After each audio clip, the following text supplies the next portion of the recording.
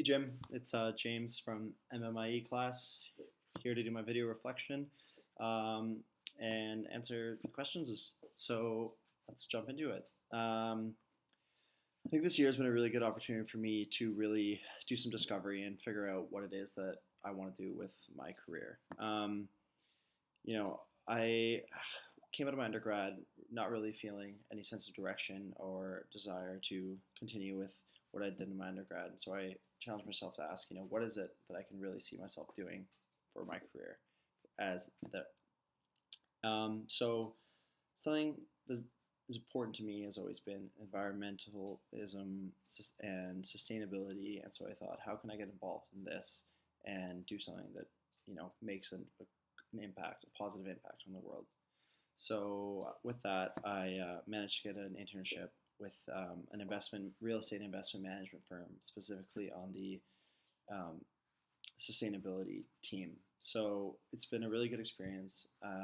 What I do is uh, collect data from the assets, use that to determine, how much energy we're using, how much waste we're producing, and seeing if we can apply for certifications for LEED, Energy Star, and get designations for our properties. The problem with that is I am on the investment side, so the bottom line is king, and they're not focused on sustainability for a social reason. It's just for purely financial gain. So I think that it's taught me that even though I'm learning the skills here with this internship, but I want to transition to more on the development side where you're making those changes yourself.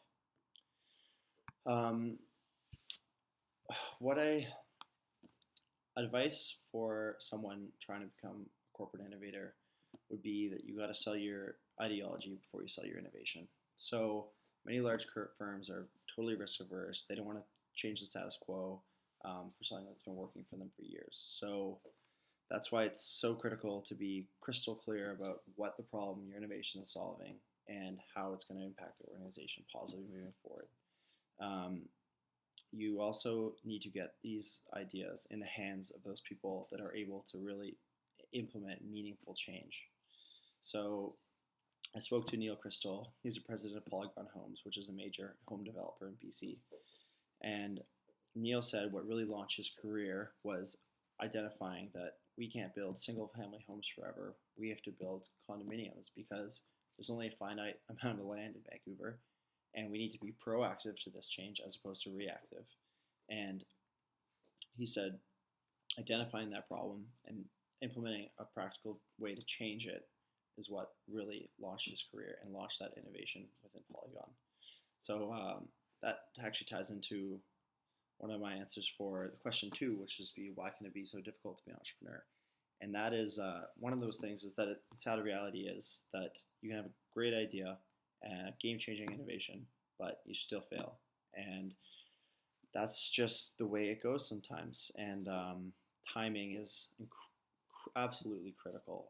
Being too late or too early is as bad as not having a good idea at all. So I spoke with Elliot Mashford. He graduated from my high school a few years prior to me, and he'd long had this idea for a vape pen-esque energy drink or energy product. So, but at the time, there was sort of a stigma against e-pens and vapes, and so it didn't seem right to bring to market. Now, they've become a totally acceptable alternative to smoking, and he's launched his product. It's Eagle Energy. It's a portable caffeine inhaler, and they've been incredibly successful. And he attributes it all to the fact that he was able to wait for the right time and not jump on it too early. Another really difficult thing I think for entrepreneurs is actually, being able to float your business until you're ready to make profit. A lot of companies don't make profit for years, and you could have a great idea, but once you got to get to that critical mass point, wow, where it really takes off and you can generate revenue. And if you're unable to do that, well, you got to be able to keep the business alive till you get there. And you've got to have realistic projections about how can I keep this idea afloat until it's making me money. So I think it's just I spoke with Surya Masadi, who graduated from MI last year, and he's experiencing a similar issue. Whereas his website, Influence Digest, while they have great viewership and are building the brand well, they're struggling to translate that into actual revenue.